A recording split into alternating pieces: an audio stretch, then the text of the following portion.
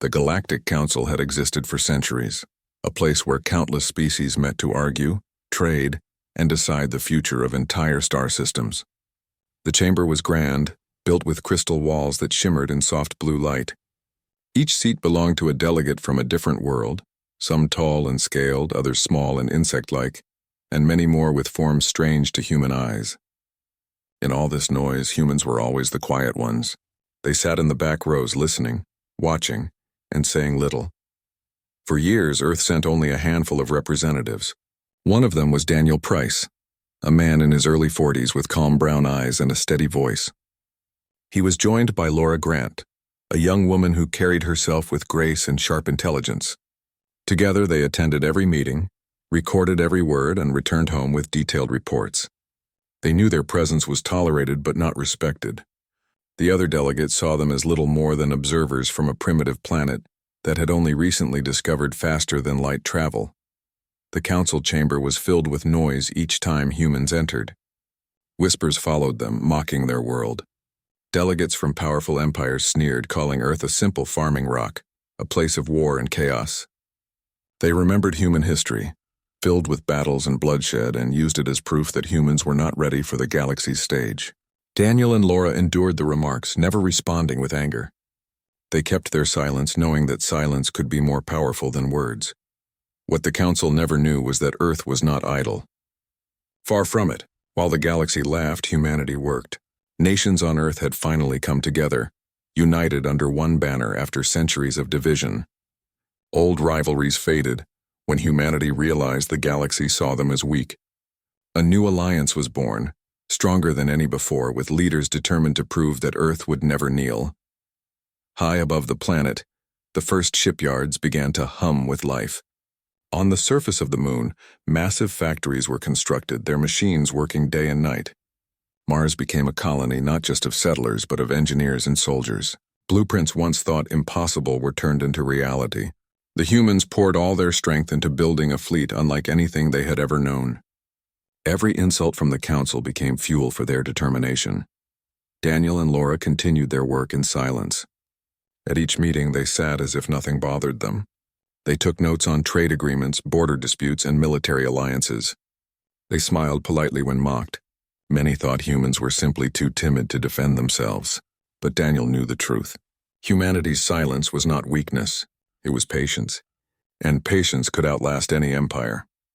In private, Daniel sometimes wondered how much longer Earth could wait. He remembered his childhood when humanity still looked at the stars with fear and wonder. Now they were among them, face to face with creatures once thought impossible, and yet those creatures treated them like children. He hated it, but he held his tongue. The time would come when silence would end, but that day was not today. Laura, younger and more fiery, often asked him why they never responded. "Why let them insult us?" she whispered during one long session. Daniel's answer was always the same. "Because one day we won't need words. We will show them." The council chamber echoed with laughter as another delegate mocked Earth, calling humans noisemakers, with no real power. Daniel's expression never changed. Laura clenched her jaw but forced herself to remain calm. The meeting continued as always, the galaxy blind to the storm that humanity was preparing behind closed doors. Back in the Sol system, the first dreadnought floated above Earth, hidden under layers of secrecy. Its hull was dark, built with alloys unknown to most of the galaxy. Crews trained inside, learning new systems and weapons. More ships were under construction, each larger and stronger than the last. Humanity's scientists pushed themselves beyond their limits, finding ways to combine old Earth technology with the new discoveries of space. They were no longer catching up. They were preparing to leap ahead. The people of Earth knew little of the insults thrown at them in the council chamber. What they knew was unity. For the first time, humanity looked beyond old borders and saw themselves as one people. They sacrificed comfort for progress, poured resources into the fleet, and trusted that one day their work would matter. The insults may have been hidden in the stars, but their answer would be written across the galaxy. Daniel stood on the balcony of the council chamber after one long session, looking out at the stars through the transparent crystal walls. Laura joined him, her voice low and thoughtful. "They think we are weak," she said. Daniel nodded slowly. "Good. Let them think that. It gives us time. Their silence was a shield, one that protected Earth while it grew stronger. But even Daniel knew patience had limits. The insults grew sharper each year, and he wondered how long before someone crossed the line. He hoped that when the moment came, humanity would be ready. In his heart, he believed they would be. Earth had always risen after being pushed down. It would rise again, and this time the galaxy would see it. The council chamber glowed with pale blue light as another long meeting began. Delegates filled their seats, their voices rising in argument. The hall echoed with countless languages, translated by the council's systems into common speech. Once again, Daniel Price and Laura Grant sat quietly at the far end. Their presence was noticed but not respected. Whispers spread across the rows, mocking them before the meeting even started. To many, the humans were a curiosity, tolerated but never taken seriously. The meeting turned heated when the Zorath Confederacy's delegate, a tall being covered in dark scales, rose from his seat. His voice was sharp, his words cutting. He began to speak of Earth, mocking its history. He told the council that humans had always been violent, fighting each other with wars that had destroyed millions of lives. He laughed, saying that humans had no right to sit among advanced civilizations, that Earth was a mistake in the council's history. The chamber erupted in cruel laughter, joined by voices from other empires. The sound echoed off the crystal walls, a chorus of mockery. Daniel sat still, his hands folded in front of him. Laura looked down, her face tight with anger. Neither spoke. The council expected them to argue, to defend themselves. Instead, the humans did what they always did. They remained quiet. Their silence carried a weight, though no one in the chamber understood it. To the others, it looked like weakness. To Earth, it was strategy. When the meeting ended, Daniel and Laura returned to their quarters. Alone in the quiet room, Laura finally let her feelings show. "How much longer do we take this?" she asked. "They don't just laugh at us anymore. They hate us. They want us gone." Daniel nodded slowly. "I know, and Earth knows. Every word they speak, every insult they throw, we report it. Our leaders understand what this means. We won't be silent forever.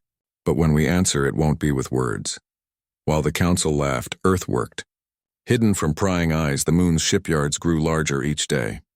Factories expanded under domes on Mars. In orbit around Jupiter, stations mined ice and gas to fuel massive engines. Scientists worked deep beneath the surface of Earth, building weapons that no one in the galaxy had seen before. The insults that poured out of the council chamber were carried back home and turned into fuel. Every cruel word made humanity's resolve stronger. At the same time, Earth's people grew more united. Leaders who once argued over borders and resources now worked side by side. Old grudges faded because survival demanded unity. Children grew up learning not only the history of Earth but also the history of the galaxy, taught to understand that respect would never be given. It had to be earned. And when it was earned, it had to be defended. Weeks later, the council chamber rang with laughter again. Another delegate from a wealthy trade empire mocked Earth's technology. He claimed that humans had no real fleets, that their ships were fragile and slow. He compared Earth to a child playing with tools it did not understand. The hall roared in amusement. Daniel's expression never changed, though inside he burned with quiet anger. Laura gripped her pen tightly as she took notes, her face pale but steady. The words spread quickly beyond the chamber. Across the galaxy, citizens of other worlds repeated the jokes, pointing to humans as an example of weakness. News broadcasts mocked Earth, showing images of old rockets and satellites as proof of how primitive humans were. To many, Earth was nothing more than entertainment. But behind the laughter, rumors began to stir. Traders whispered of strange activity in the Sol system. Patrol ships claimed to have detected unusual signals near Mars. Some dismissed the reports, but others began to wonder if the humans were hiding something. On Earth, leaders gathered in secret chambers, reading reports sent back by Daniel and Laura. The insults had grown too bold.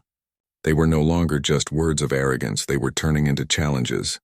Some leaders feared that mockery could soon lead to action, that one day the council might decide Earth was unworthy of independence. Others saw opportunity. If Earth revealed its strength at the right moment, the entire balance of the galaxy could shift. Daniel and Laura continued their role. They endured the insults, reported the truth, and kept silent. But they began to notice small changes in the council chamber. Delegates who had once ignored them now watched them with sharper eyes. Some noticed the calmness of the humans, the way they never broke under pressure. They began to whisper to each other, wondering why Earth never defended itself. A few suspected there was more to the silence than weakness. Late one evening, after another long session, Daniel and Laura met with a sympathetic delegate from a smaller world. He asked them directly, "Why do you not answer? Why do you let them laugh at you?" Daniel's reply was calm, his voice steady. "Because we are listening. Because one day words will not matter. Actions will." The delegate left troubled, unsure what the human truly meant. Back in the Sol system, construction continued without pause. The second dreadnought floated in orbit above the moon, its hull gleaming in the dark. Crews trained endlessly, learning to operate weapons that no one else had ever seen. Generals prepared battle strategies, knowing that the future of Earth might depend on a single decisive moment. The Council still believed humans were harmless. That belief was Earth's greatest advantage. Laura often wrote in her reports that the insults were becoming dangerous. She warned that they were planting seeds of open hostility. Daniel agreed. He began to think more often about the day when silence would end. But he also knew that humanity needed more time. Every week of insults was another week of preparation, another ship completed, another weapon tested. The longer Earth endured, the stronger it became. In the council chamber, the insults grew sharper.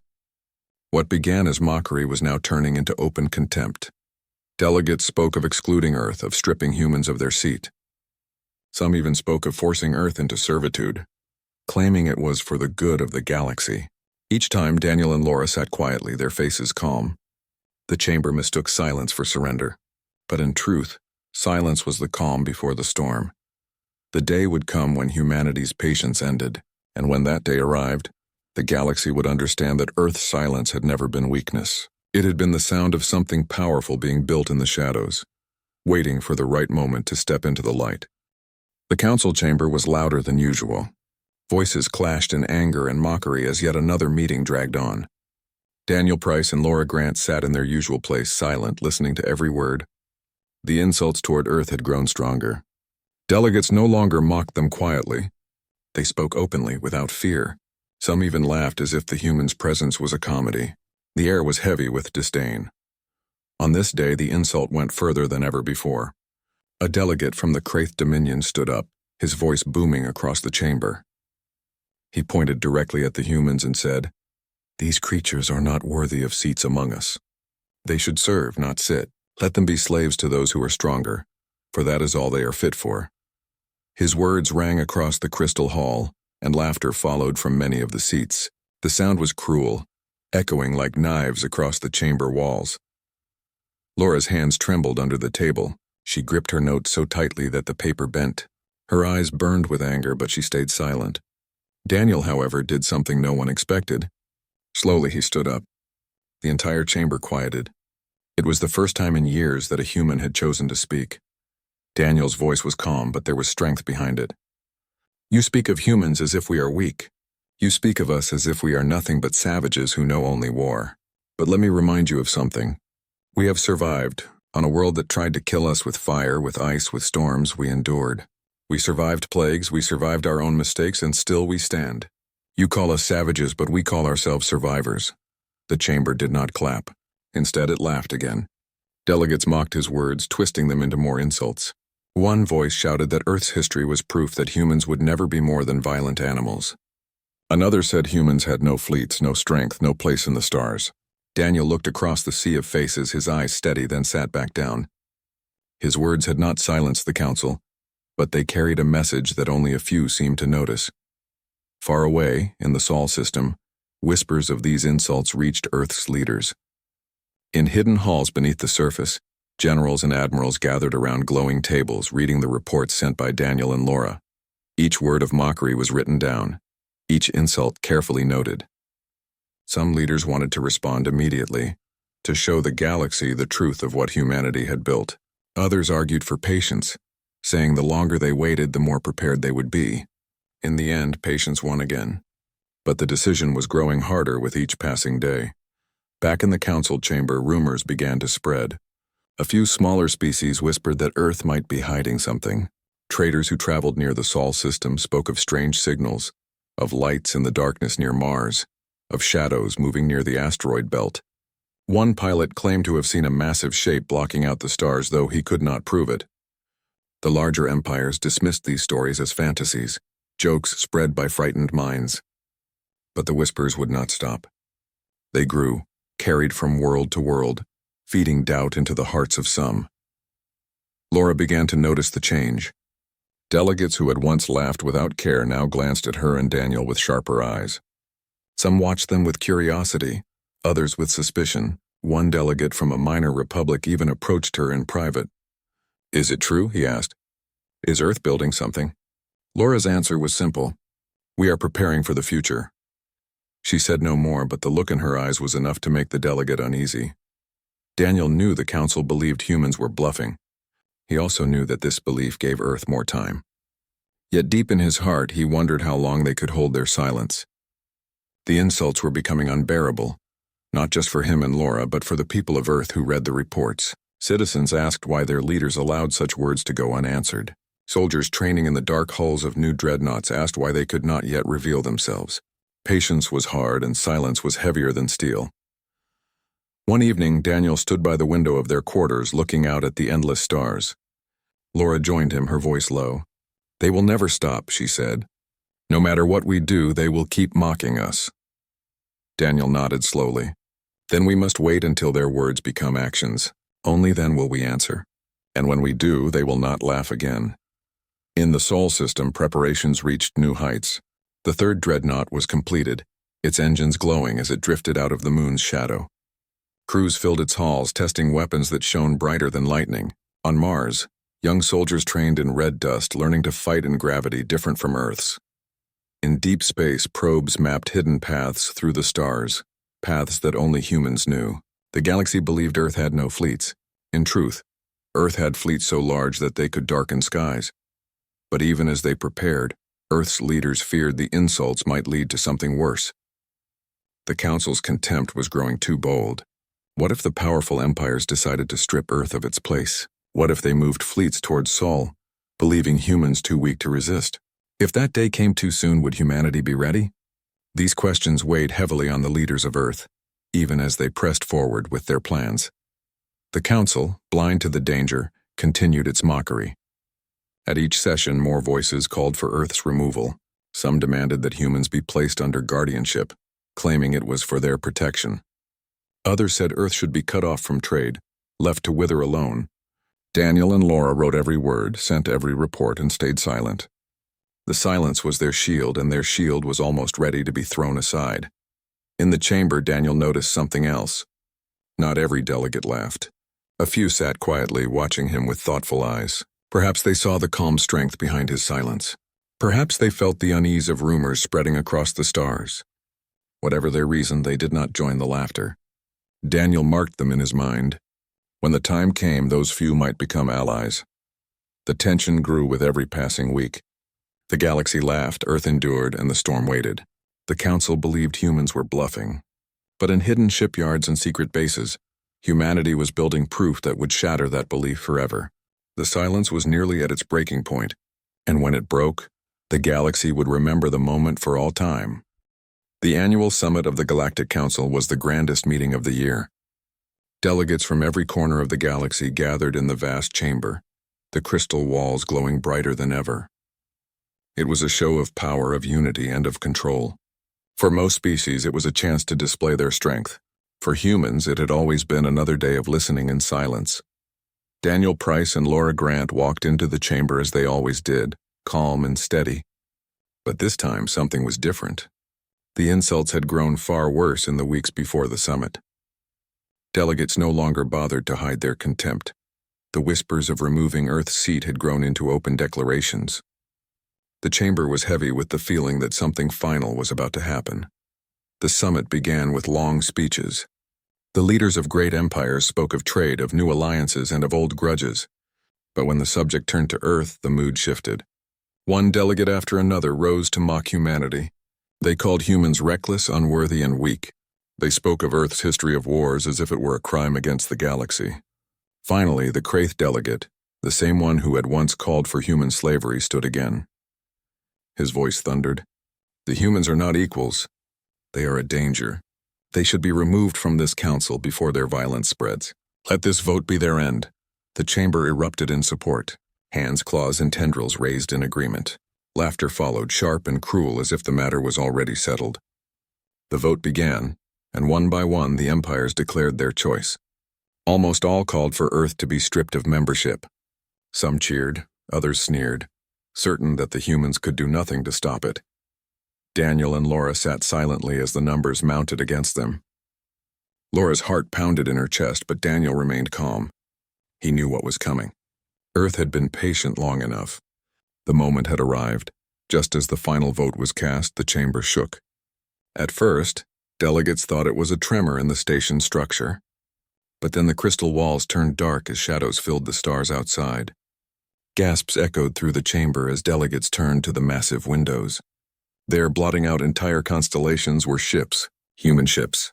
They emerged from slipstream drives in perfect formation, their black hulls gleaming with faint lines of blue light. The sight of them silenced the council more effectively than any words ever could. The human fleet stretched across the void, larger than anything the galaxy had seen.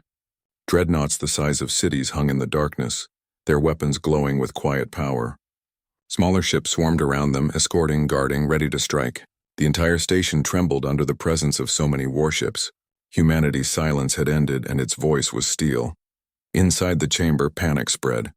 Delegates shouted in fear, their voices overlapping. Some demanded explanations. Others screamed for security forces. But Daniel stood, his expression calm, his voice steady. For years you have mocked us. For years you have insulted us. You believed our silence was weakness. You were wrong. Our silence was patience, and patience has ended. Laura rose beside him, her voice carrying clear across the chamber. You thought Earth had no fleets. You thought we were nothing. Look outside. Look at what your insults built. Every word you spoke made us stronger. Every laugh gave us reason to prepare. And now you see the truth. A transmission came through the chamber systems, broadcast from Earth itself. The voice of the High Command filled the hall. We did not come to conquer. We did not come to rule, but we will no longer be mocked. We will no longer be treated as less. We demand respect not as beggars, but as equals. From this day forward, Earth will stand as a power in this galaxy. The chamber was frozen. Delegates stared at the fleet with wide eyes, unable to speak. The arrogance that had filled the room only minutes before was gone, replaced by fear. The laughter had died, replaced by silence as heavy as stone. Daniel looked across the chamber, meeting the eyes of those who had laughed at him. We are not children, he said. We are not slaves. We are not weak. We are humanity, and we will be silent no longer. Outside, the fleet shifted, its engines burning bright. The dreadnoughts moved in precise patterns, a display of discipline and strength. The galaxy had never seen such order, such unity. It was a reminder that while the council argued and mocked, humanity had worked. While others looked down on them, Earth had risen higher than anyone imagined. The Kraith delegate tried to speak, his voice trembling. This is a threat. Daniel shook his head. No, this is a truth you chose to ignore. We do not threaten, we remind. Respect us and we will stand with you. Mock us again, and you will see the strength that silence built. The chamber was quiet for the first time in living memory. The fleet outside remained still, but its presence was overwhelming. Delegates whispered among themselves, but no one dared laugh. No one dared mock. They understood now that the age of ignoring Earth was over. Laura glanced at Daniel, her eyes filled with pride. He gave a small nod. Their patience had carried them to this moment, and the galaxy would never forget it. Back on Earth, billions watched the transmission. They saw their fleet standing strong above the council's station, and they knew their years of sacrifice had been worth it. Children who had grown up without comforts, workers who had labored in hidden shipyards, soldiers who had trained in silence. All of them saw the proof of their struggle. Humanity had spoken, not with words, but with ships that could move the stars. In that moment, the galaxy shifted. Power no longer belonged only to the old empires. A new force had risen, one born of silence, one forged in patience, one driven by the will to endure. Humanity had entered the stage not as a weak voice in the corner, but as a storm that could no longer be ignored. The Council Summit was remembered for centuries. Not as the day Earth was cast out, but as the day Earth arrived, the day silence ended and strength was revealed. The galaxy would never be the same again. The chamber remained silent long after the human fleet appeared outside the council's walls. No one laughed. No one mocked. The galaxy had seen something it could not unsee: humanity's strength. For years, the council had believed Earth was weak, but the sight of those dreadnoughts filled every delegate with fear and awe. Daniel Price stood calmly in his place. His steady voice broke the silence. "We did not come to destroy. We did not come to threaten. We came to show you the truth. Earth has been silent while you laughed at us. That silence has ended." His words carried across the chamber, firm but calm, without anger. Laura Grant stood beside him, her eyes watching the rows of delegates who had mocked them for years. None dared to meet her gaze now. Outside, the human fleet held its position. It did not fire a shot.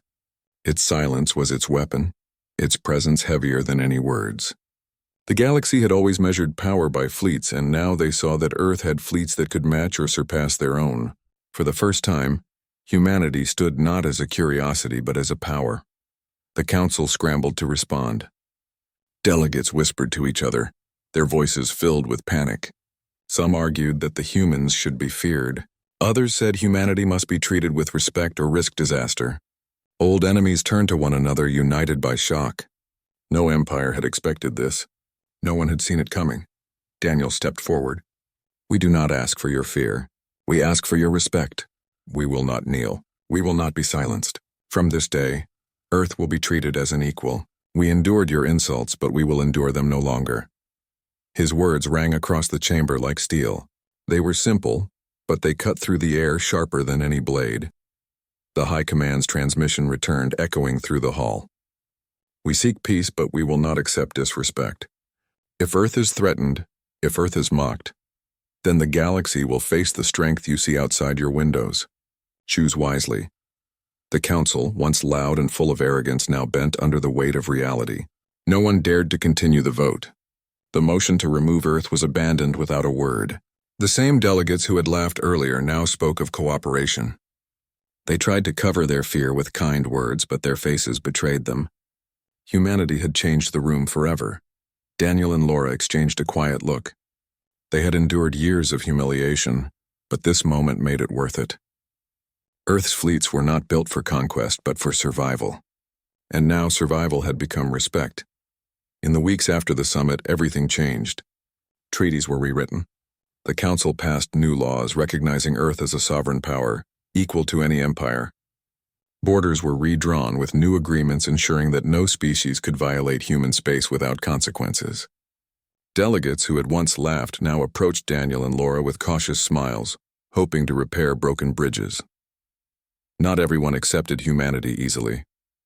Some empires still feared them, whispering of war in secret halls. But fear was a kind of respect too, and for Earth it was enough. No one would dare mock them again. The age of insults had ended. Back in the Sol system, the people of Earth celebrated. Cities lit up with joy, and families gathered to watch the broadcasts of their fleets above the Council. Workers who had built ships in silence finally saw the result of their labor. Soldiers who had trained in hidden stations stood tall, proud to be the shield of their world. For the first time, the galaxy knew Earth not as a weak planet, but as a force to be reckoned with. Laura returned home months later, standing on the balcony of Earth's capital city. She looked up at the sky where the faint light of orbiting ships glimmered. "We were silent," she whispered to herself, "but now they will always hear us." Daniel joined her, his eyes steady on the stars. "Respect was not given to us, we took it, and we will keep it." The fleets remained in orbit, symbols of strength. They did not conquer, they did not invade, but their presence was enough to keep the galaxy cautious. Delegates who had once sneered at Earth now measured their words carefully.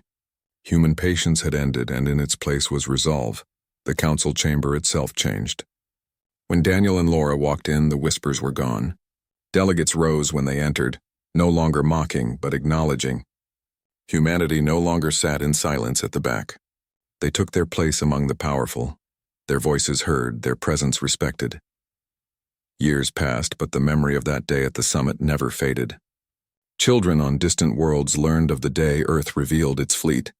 Traders told stories of the silence that hid power greater than any empire had imagined. Soldiers on alien worlds spoke of human dreadnoughts as legends, ships that could darken the stars. Humanity had written its place in history not with words but with patience and steel. Daniel and Laura became symbols of that era. Their patience, their calm endurance, and their quiet strength were remembered long after they were gone. Statues were built of them on Earth and even on alien worlds. They were the faces of humanity's silence and of the day that silence ended. The galaxy learned a lesson it would never forget. Silence does not always mean weakness.